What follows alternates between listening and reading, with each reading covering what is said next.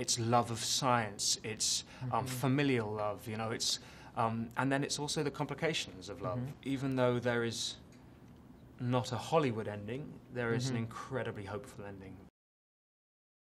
I'm Krista Smith, and I'm here with Eddie Redmayne and Felicity Jones, the two stars in The Theory of Everything.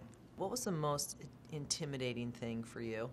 I basically spent 6 months researching everything, you know, reading as much as I could, watching documentaries, looking at photographs, and then I got to meet Stephen about 4 or 5 days before we started filming, and I suffer from verbal diarrhea, and I basically just kind of spewed forth information about him to him, and and he's like, yeah, dude, I know, I'm him.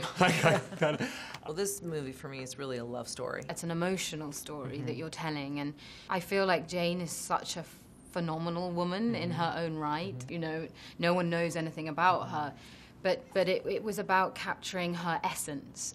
And it was about trying to show that complication, that she loved him and celebrated him, but I think sometimes she felt that that the kind of support and commitment she had given him hadn't been returned. Do you have a favorite love story? One of my favorite, I mean, it's not one of my favorite sort of romances is probably Annie Hall. My very own, very extraordinary sort of love story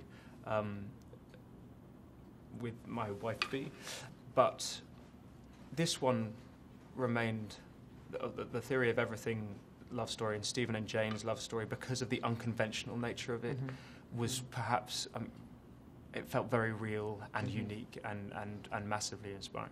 And all these English boys, it's like it really is, the I British know, are coming, the British are everywhere. coming. I'm like, this is great eye candy. Keep this going. All the floppy hair. I know, and this sort of like shyness. So it's so endearing.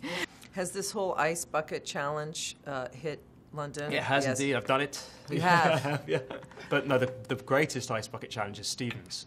If you haven't seen that, you should go check that out. When's the last time you took a selfie?